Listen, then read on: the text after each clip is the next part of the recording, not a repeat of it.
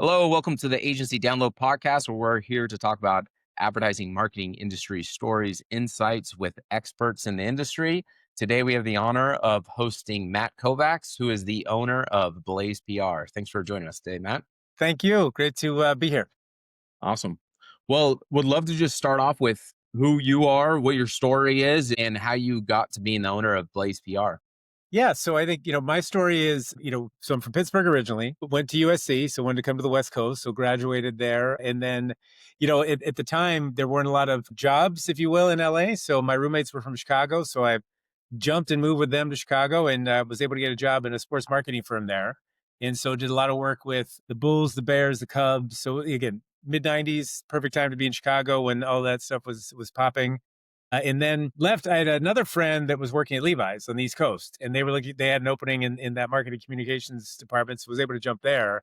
And that was really great because that was when the 501 jeans were like becoming all the rage, and they had the form fitting machines you could do in the Manhattan stores, so people could get fitted. So a lot of good PR and just sort of big brand lessons. And then from there, the hat retailer Lids was in Boston as well, and they came calling, and I was like, "Yeah, this sounds great. It's sports marketing. It has the headwear aspect. There's fun to it." And it was when I started, there were 8 stores, and when I left, there were 500. So being able to be a part of that growth and really understand creating a brand, it was really the right time as well in the late '90s now, and it's when the Limp Bizkit was wearing the red hat, Fred Durst, and you had Spike Lee with the red hat. So you had this sort of headwear revolution, and was able to be a part of that with all the different vendors and understanding headwear beyond an accessory, more of a style element. And so that was fun. We did a lot of stunts. We did a lot of, things that really broke the brand through. But then I wanted to get back to the West Coast, was able to come and work, did a couple of different agencies then. And then, 14 years ago was the opportunity with Blaze. So that's been the whole thing. And really with Blaze, we've created this really like national boutique in that the elements around it are we have clients that are North America, US, Canada, a couple in the UK as well, I should say. But it's brands that are national or aspiring to be national, and that they're looking for that boutique touch, and you really that day to day operations. As the rest of my team we always talk about, we want to do PR. When you're in the bigger multinational firms or in a corporation, you have your responsibilities, but there's so much other politics, meetings, committees, etc. And this we're able to have this be type of really a PR shop and thinking about it from a strategy standpoint and really connecting with brands. And we have a number of brands, and they'll be celebrating next year that are 7 years, 9 years, 10 years that they've been with us, and that's been really an exciting part of it. And again, as PR has changed, we've been able to adapt and still maintain that, I'd say results, and also understand where it's going as best as anyone can, as fast as it's moving. And it won't stop moving. No, Just the no, common theme is be willing to and accepting of change is the exactly. common and the norm. Totally. Would love to just kind of highlight just, the huge experience working with lids and all that growth. What would you say is like, what's one or two like big takeaways, like things that you still think you kind of something you learned then that you kind of still implement or influence your current company today? Yeah, I think from my learnings, but then also what I try and, as you mentor, staff and educate when people come on board, networking is the biggest thing. And I think from that aspect, it was something, I learned really young of, and this is even before LinkedIn. So understanding, staying in touch with people, Yeah. understanding, really that human element. And that's something we really try and do with media. Media is changing, shifting, even there, so many of them are freelancers now, or even the opportunities they get to, garner news and really create that. We really try and ensure that we understand birthdays and anniversaries and all that stuff, because it gives you another touch point to really engage with people, so it doesn't always feel that it's transactional. And I think that's something I learned through the years, and I still have many contacts from working on those lids days in the national standpoint to really have connections, because that's a big part of, especially in PR, you're only as good as your relationships. And the media relationships change and shift so much, but if you have a good story and you can really have that conversation with media, that's helpful to garner. They may not do the story, but they'll give you ideas, concepts. They'll give you the time of day to be able to have that come to fruition. And I think that's something that we really instill, to this day, because there's still so many opportunities to go to networking events, meetups, all those types of things where you can meet other people. And my rule of thumb with my team is always don't go to the PR events, because you already know PR, you're already doing it, you're living it. The PR events, you're just in the echo chamber. You're just talking to other PR people. Go to the other ad events, media buying, meet other people within marketing that you can learn from and that you can have connections, and then they can introduce you to maybe other, again, new business, other brands you can partner with.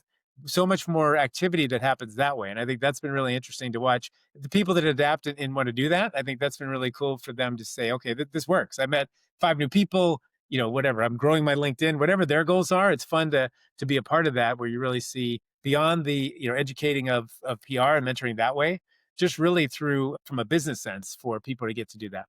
Yeah, no, the relationships define everything throughout your career. I've experienced it so much, especially so much in the advertising marketing space is a B2B. We're in the B2B Brilliant. space, Yeah. right? We sell to other businesses. And with that, relationships are the cornerstone of that. And one of the early lessons I learned actually from a former like sales rep we used to work with, account executive, probably one of the best I've ever worked with. But he told me, he's like, early in my career, it's probably like 2 years into my career, he's all like, this industry is built off of timing and relationships. Is all about timing and relationships. Like, do you meet the right people at the right time? And the only way you do is if you put yourself out there and are willing to connect. And like you said, even in other industries or complementary services or networking, wherever you can to connect with the right people. Like I imagine you still have relationships that help start your Totally. Blaze PR or get you Yeah. going, get the momentum going in that business. It's like twofold, and a lot of it too, I'd say is the springboard of reputation. It's when Yeah. you build those relationships, and then it's your reputation that you can deliver and really make those meaningful connections. I'd say within those, it's still either being for brands that are looking for other partners. I can say, hey, are you doing, you need to do an activation. They're thinking of doing, a cross country or tour or whatever. Hey, meet, A, B, and C. These are people I've known, I've met, we've worked with, I've introduced them to other brands.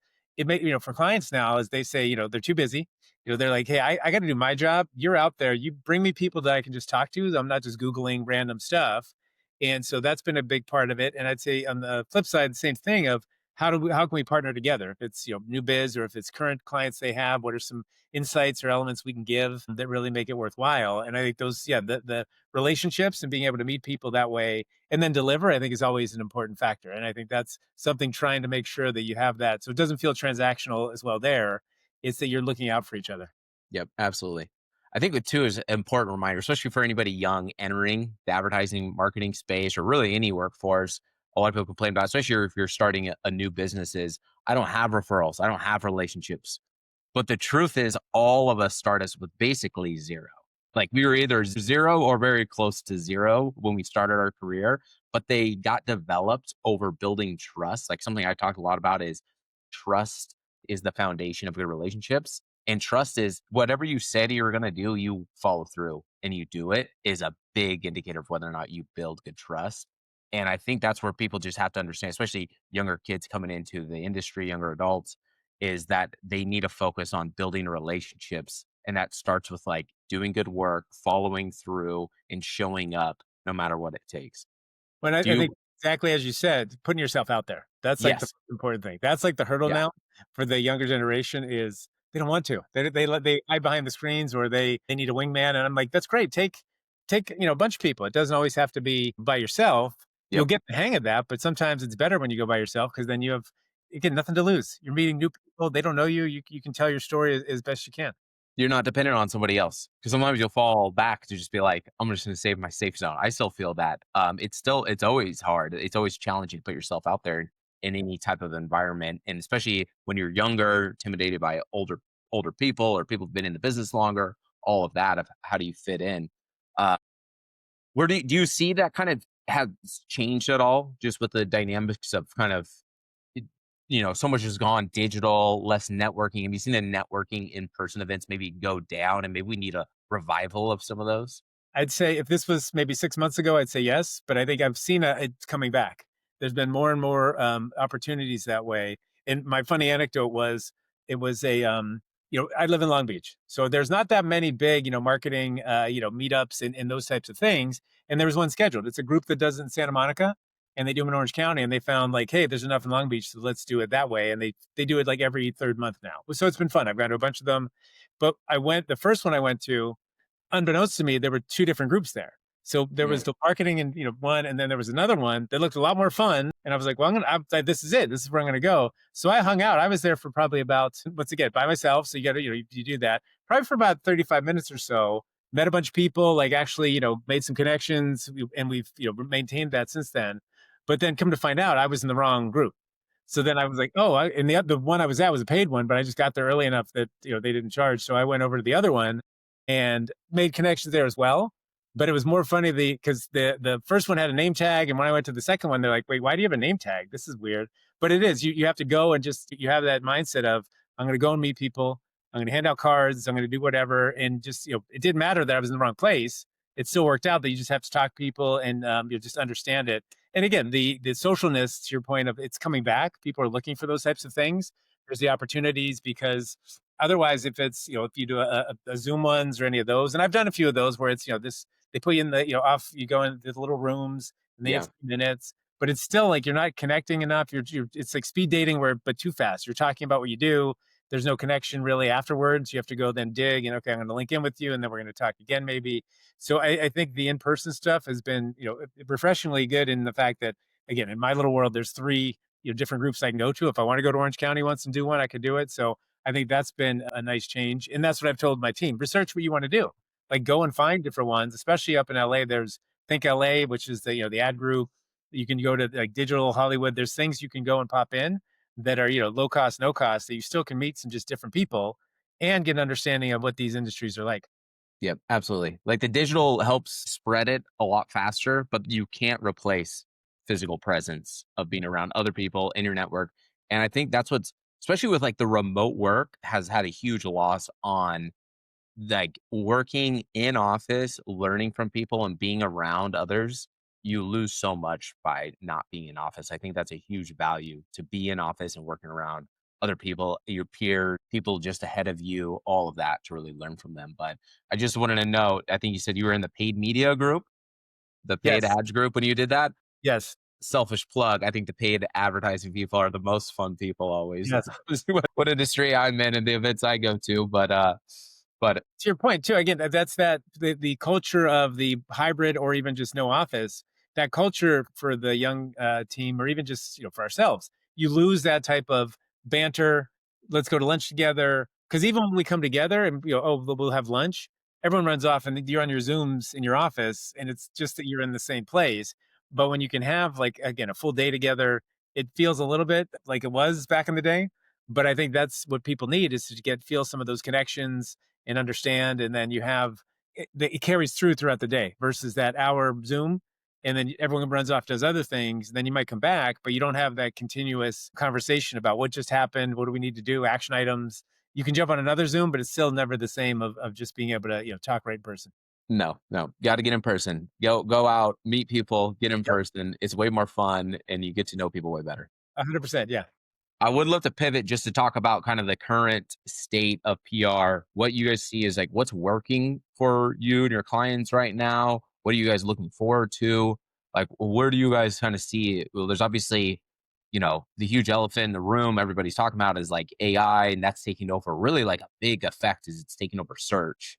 People are going to chatbots to search for things. But how have you seen the market change, the PR landscape change, and what are you guys doing to adapt and Yeah. what's working right now? I think what's interesting too is and we'll start with the AI element is really the return of the press release. The press release never died, but there was that debate over the past probably like 5-10 years of is it necessary, does it need it, who reads it?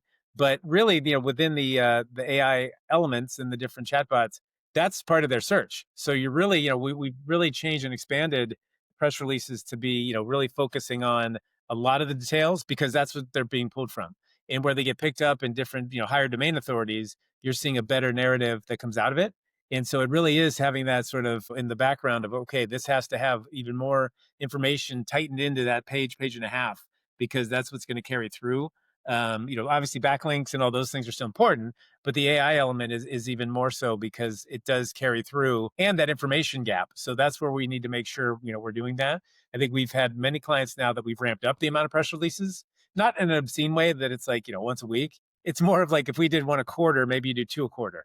because you need to keep feeding that. And as it changes and evolves, and as other, AI platforms roll in, this is so much information that needs to be out there. And it can be, from a microcosm standpoint, you need to be able to have it where it can be pulled in a way that you feel it's capturing as best it can.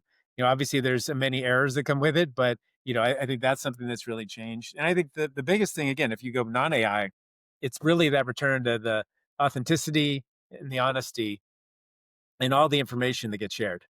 Yeah, absolutely. Because people are seeking truth, and where can they find the best answer, the best information? That's where they're going to go. And I think that really aligns with what we always talk about it from a media buying perspective. Is the media fragmentation has just continued to ramp up.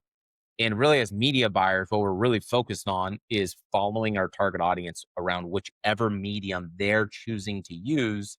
And then we target them with ads, hopefully relevant, contextually relevant ads that are things that they're interested in and want is really the goal. And I think there's kind of similarities with that around PR, is around where are people going to get their news, their information, their context, what's happening with the businesses and the industries they're interested in, and that's just continuing to evolve and change, and we have to adapt with that change. And again, it's fractional, but there's less traditional media. The LA Times is a pamphlet now.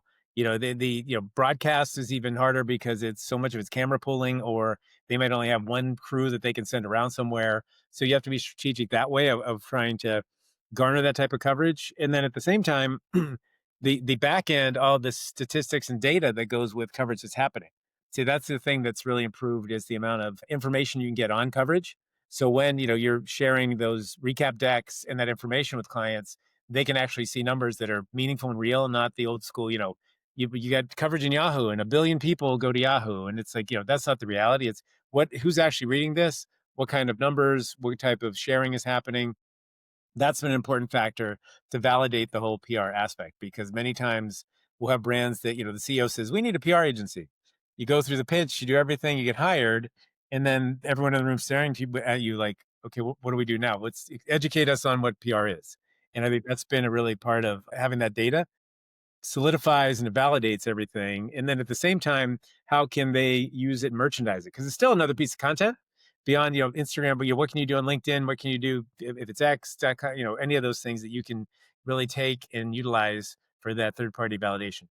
Yeah, absolutely. What do you guys do for measurement? Like the measurement's always important. Like you just kind of said, of like they buy PR, they get this push. It used to be, hey, you got published on Yahoo or Times or people.com, whatever, wherever the medium is. What's kind of the measurement that you guys use now that maybe was different in the past? So I'd say what's better now is there's a lot more of the back end, the meltwaters, critical mentions. We subscribe to all these different services, and they can give you a better number, and a number of impressions, a number of ad value. It can be, reach, whatever we want Yeah, to really go through. And then also sentiment, because you can tell a story through all this data of how the campaign's going and working and what we're seeing. And it looks prettier with word clouds and all the different stuff versus just a spreadsheet. I think those are aspects that people really look at. And it's something that's easily communicated, obviously internally with on the agency side, but then for the client, they can then share this around, and someone could explain it and say, okay, our sentiments are improving. Here's where we rank. Here's those aspects. Here's the number of impressions we're getting. We can set goals that say, okay, we're going to reach 500,000 goals for December. And then we're in real time, we can go through it and talk about the articles, the information, if it's through a press release, if it's through organic, if it's through pitches. Those are things that I think the clients value to understand, and they, as they're educated about PR, and that it does take those types of relationships, and the news has to have information that's newsworthy. I think that's important as well. And as you start to see through the different AI platforms, we do a whole thing of just continuing to search our brands as well to see how they're coming across, what's going on there, what can we do to improve it, what do we need to do to get the higher domain authority, coverage, etc. So there's those aspects that we dig deeper on, I think, than you ever had to before. yeah. And is that they're using like social listening tools and Different platforms social like that? listening tools and Yeah, platforms, exactly, yeah. Our digital director who geeks out on that is able to give us some really good aspects, and it almost, when you look at it, it's less about numbers, and so in many ways, it's almost like reputation management. Here's what we're seeing across social, across online, media coverage, and really being able to tell that story month over month, to be able to tell a broader campaign of what's going on with the brand. Because it's not just about the one launch or the one, facet of here's the release and here's our nugget of news. How is the brand perceived across this time as a whole campaign's going on? Yep, absolutely. Yeah, one of the interesting with the traffic now that we've seen, because we look at where's the traffic coming in for an advertiser a lot. Obviously, we're looking primarily at paid traffic sources, but we've just seen a huge increase in ChatGPT referral traffic, and so that's been a big one of just like how much is these chatbots influencing traffic into it from an organic standpoint. I imagine PR could be a help really influence those. Yeah, we've seen that, especially if anyone has, again, I'll say a crisis, but we haven't had, knock wood, a crazy, crisis of anything. We've dealt with, be it fatalities or other, things like that. But the crisis point too, where you can put the information out there that really combats it, and to the point of the reputation side, being able to see how that can be translated and experienced through the different chatbots of how they perceive it or what they come back with, where it's been able to help us to ensure that we're doubling down and putting out the correct information, obviously, answering what's going on, but also telling that story that it gets caught up in a way that it's, if anyone's searching for it or stumbles upon it, that they're getting the true information, that it's not translated through AI and there's, all the sort of nuances that happen. We're trying to make it as, connected as possible. Yeah, or it's picking up an opinion piece of somebody talking about Yep, a exactly. publication or something that's happened for sure. Exactly. It's pulling the wrong information. Yeah, we're trying, again, with that cadence of really trying to ensure that it's there in the right way. Something you mentioned, so we've seen like a compression of traditional media, right? Like Mhm. less news coverage, less traditional media coverage. There's some, obviously some big challenges around that, but a rise at the same time of more peer to peer publishing, influencers, podcasts. How have you guys used or seen the adaptation of those media channels or influencers and podcasters influence PR for your clients or just the industry and wide? Yeah, I think the greatest thing is that they've really filled the gap. You have all these sort of citizen reporters in many ways, and even influencers. Look, we have events that you're going to get. You might get two or three media because that's all that's in the area, but you could get another 100 influencers, paid or unpaid. It could be the fact they're getting to come to an event, experience it. We treat them like media, so that's an aspect where you're filling the room and you're garnering coverage there as well. And in many ways, for brands, it's stuff that they can then reshare, repost. They're tagged correctly. I think that's where it's been done for good, not for evil, that we've been able to, utilize it and really make those connections. And in a way that's deeper, that it doesn't feel like it's just, a marathon t-shirt where you have 50 brands on the backs. That influencer, today they're talking about you, tomorrow they're talking about the competitor, Thursday it's where you have those relationships where they understand, okay, I'm here, I'm going to cover this, I'm going to tell that story. And I understand the people behind it, back to the relationships point, that I'll spread out coverage. I'll be smarter about it. It won't look like it's just a photo dump every type. They'll really help to create those stories. Many times now they'll interview clients, they'll have their little microphones and they'll actually create content where they're, like I said, being those citizen journalists, and they're able to tell a better story because they understand their content. The whole goal for all of them is, to become viral, clickbait, shareable. That's where they're going to earn more dollars down the line. So it's how can we help them to help us? What's going to make it interesting for them to show up and attend and participate and not just be bystanders. Show up, get their goodie bag, get a free meal, free drink, and then leave. What can you do to really be a part of the experience? Interesting. Yeah. And I mean, that's so like first principles, probably with PR, right? Is that you same thing with like a traditional news is you want it to still be valuable for them and interesting for them, but also you have a mutual benefit of this getting published and more people consuming it and demanding it and wanting it helps both parties out. Um, 100%. Yeah. And again, that's where the paid aspect comes in, where you can get a few paid ones that'll anchor, the event for, their larger, obviously their reach in their elements. But so many of the micro and nano ones have better engagement. You want them there because their audiences live and breathe on all their posts. You're going to get some better numbers there, and we can also hyper target it where they might be on the west side or they might be out in the valley. So it's going to be even more relevant for people to go to a restaurant, try something, experience something that's going to be local that way. So that's really how we can, garner it from the, localization and geo-targeted influencers. those are the best ones is the local foodie influencer person that does a video on like a cool new restaurant and makes like an amazing video about it. Yeah, yeah. Is like such amazing content.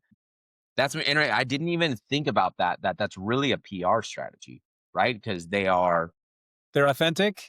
yeah, They do the hard work, they do the experience. They wanna get access. They want to be, in the know, and that's their sort of dopamine of being able to share and be the first ones there. And then they actually become their own little fiefdoms of the people that know and understand and watch, because they can make or break those restaurants when they first open. And you want them there, you want them to experience it. That's where, again, they get to meet the chef, they get to interview the owners, whatever it is, they're a part of it. And then as that expands, they have that badge of like, hey, I reviewed this first, I was there, I would, and because if it's targeted like out in the valley or something, they then are able to tell that story deeper and people go try it. It's that close, you can bounce around and experience it that way. Exactly. Huge amount of value that they get to share with their own audience, new, because everybody always wants the new thing, right? We have like our whole culture and perspective, right? We always want the new iPhone, the new car that gets released every year, the new restaurant. Like it all goes like it's something fundamental in all of us Right, to and you have to crave be that right, and you and have to be in the novelty. know. If you don't know it, you're ostracized. Wait, you haven't tried Yes, the restaurant? You don't know about it? Or exactly. you have an iPhone 11? Like, come on, like, you have to have at least some of that aspect to keep up. Yep, yep. And then from a paid perspective, that I always look through everything from that angle of that, just because that's our main focus is that content works better than anything, especially on the social ad channels. Is that you run a Facebook, Instagram, TikTok ad, and it has a naturally good fitting content that's much more organic. Is that content even performs better than something that the brand like had much more intention around? And I think it's just from authenticity. Like people are craving authenticity and they can feel it from the first second of any type of video production. Especially when it's the perfect photo of the perfect, burger or whatever it is. You want a little dirty. You want it to be authentic and real, and someone takes a bite and it gets on them. Like, there's aspects that you can tell that the person's into it, and that it's that much more connected to people when they watch it. So I think that's something we appreciate. I think that you have the people that get it, and they don't try and be, what is it? Perfect is the enemy of good. Have good content, like really make it interesting, and I think that's where the views come.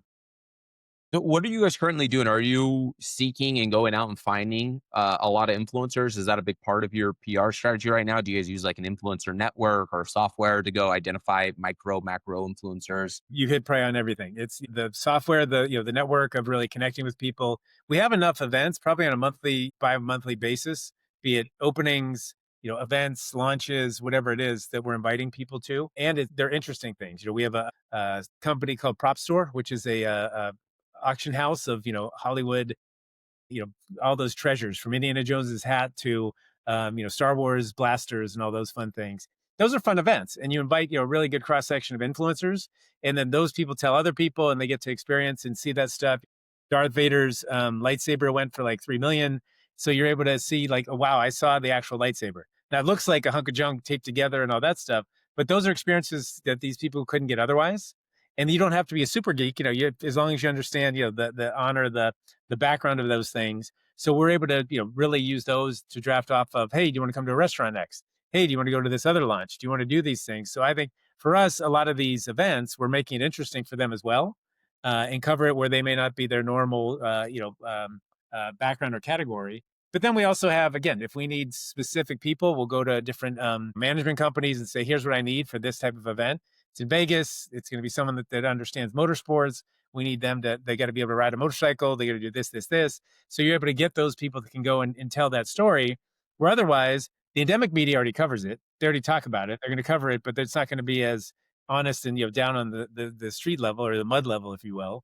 And finding those people is an important factor as well. So having those connections that you can reach out to different, be it management groups or the companies that manage talent, and being able to bring those to the table, because it does bring a richer narrative, and then it can be shared again. It's content you have, you own and operate it, and then you can have that and bring that up annually or wherever you need it. And I think those are things that have been interesting overall, because many times with traditional media, when they cover it, it runs and then it's gone. You don't own it. You can use the link again or whatever, but there's aspects that you can't touch just from obviously legalities. But I think that's an important factor of how we experience influencers. Yeah. The search capability has changed everything, especially on YouTube. YouTube has like the content never dies on YouTube. You can always search and Yeah. find content, old content that comes up, and even on Instagram or TikTok to a lesser degree, but it still has a play where that content still survives Yep. Yep. on beyond just the day it was posted.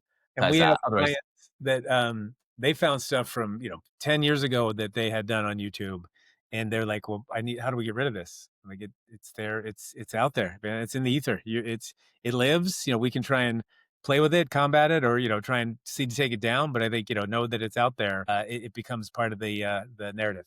Yeah. Yeah, that is probably the dark side or the downside is that it's hard to get rid of stuff. It's hard to get rid of content. So you don't want anything negative out there. Find a way or to work around that. We even see it from like our angle that we always see it through the lenses through is on comments on ads. Yeah, oh, yeah. We'll have but what's interesting is we'll run an ad, especially this happens a lot on Facebook, Instagram ads. We'll run an ad and it'll be the best ad. And if you get more social engagement on your ad, even if you're trying to drive like sales or leads or another action, but if you get a lot of social engagement, so people are liking, commenting, sharing your post, it performs better because Facebook recognizes they're like, this ad is interesting, people like it. But the problem is sometimes all the comments are negative. And so then you have a really good ad that's performing well, but it has all these negative comments because people are gonna people and Yeah, people are gonna say yeah, mean things sometimes, whether it's true or not, they're gonna do it. And sometimes you have to be able to can you take a step back and just accept the negative commentary? Because if you delete it, sometimes that'll spiral of even course. worse, Yeah, yeah, right? exactly. And people will find it and people will talk about it or they'll start talking about your brand or your client, in a different way. But yeah, it's really how confident you are in your brand and where you want to let it live and then to sort of ride through it. Yeah, like, can you be okay with the negative energy, especially if it's doing good on other Yeah. factors, is always a challenge, or can you find a funny way to, you know, Sure, own it. redirect good Exactly. through Correct comedy? and own it. Yes, Yeah, exactly. Yeah, I think that's a great way to look at it as well. yeah, tough strategy, but, what do you see as kind of the big opportunity, especially young people coming into the PR world, like, where do you see the opportunities opening up for anybody entering in the space now? Yeah, we talk a lot about as people come on board, it's really and they'll say, "Oh, what do I need to do to be successful or to get hired?" And we talk about really it's three things. I think the first thing is writing. Always work on your writing. And that's like because so many kids now they can study PR. You can get a degree in PR. Back when I was in school, you got like communications or you were able to make sort of mash this all together. PR wasn't a thing.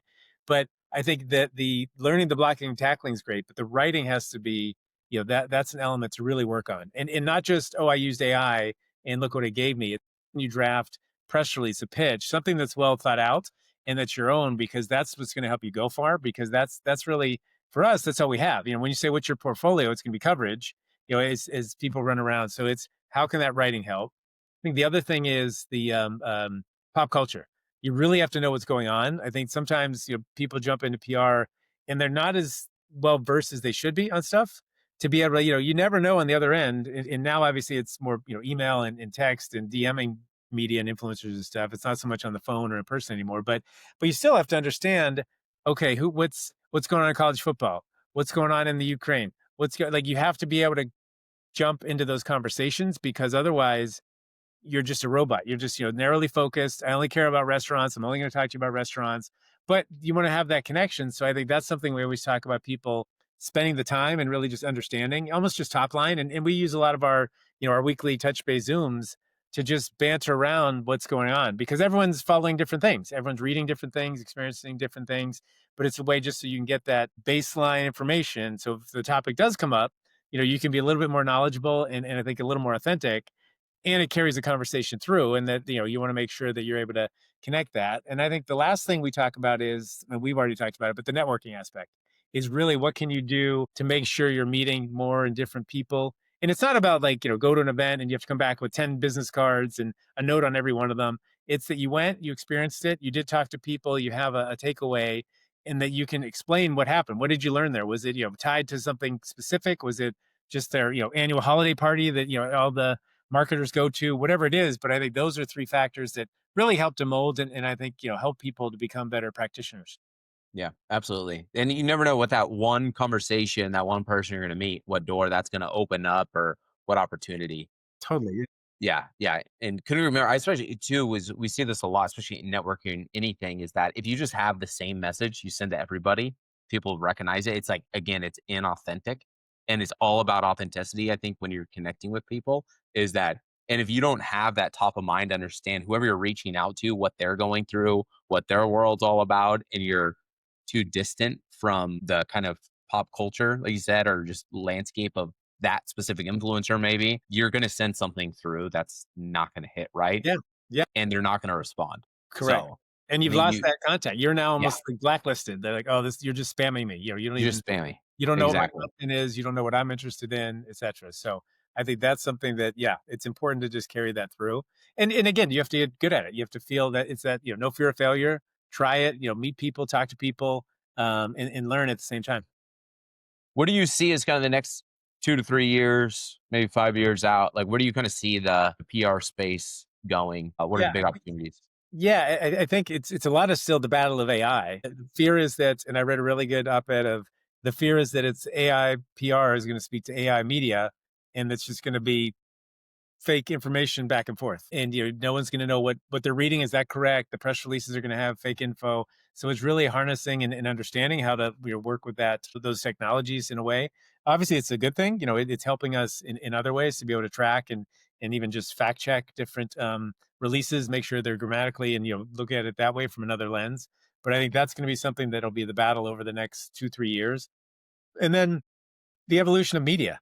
What is are there going to is journalism school still going to be a thing where people really look at that and as a craft to be able to get into that, because it seems like in many ways it's you're on that hamster wheel, and are you really going to get the same sort of impact and power and just truth in media that you could in the past, because that can be a frustrating role for people as well. So it really is us chasing. And look, I'm you were it was be friends with media, then it was bloggers, vloggers, influencers now, and just really that is the whole element. Maybe you have to become friends with the AI reporter as that comes out. That's going to be the next level, is connecting with people in a way.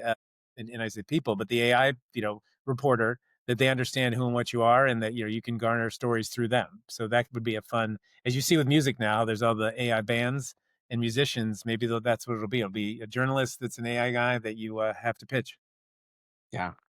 A wild world of change, regardless of what it is. But I think the foundation, though, is like, can you figure out a new solution? Can you figure out solve a problem with the existing framework? Because a lot of these things we can't change. We're not going to have total control of the media, and the adaptation of technology, and we're using it is going to keep adapting, and how we adjust to that is going to determine the result or what we get out of it. So Totally. uh, very, very interesting. I love that. What would you say? What's one thing that if you could tell your younger self, maybe before you're starting Blaze PR or earlier in your career, one piece of advice, what would you tell yourself? I think that the elements around networking are always important. I think that was something, like I said, I did, but I probably have learned through the years that you need to do more of it. I think that's an important factor. I think also is really learn ways to really sell the business, sort of like we do now. I mean, it's obviously you learn as you go through the years, but I think there's factors that would have been interesting to have and learn and do, say maybe 5 10 years ago.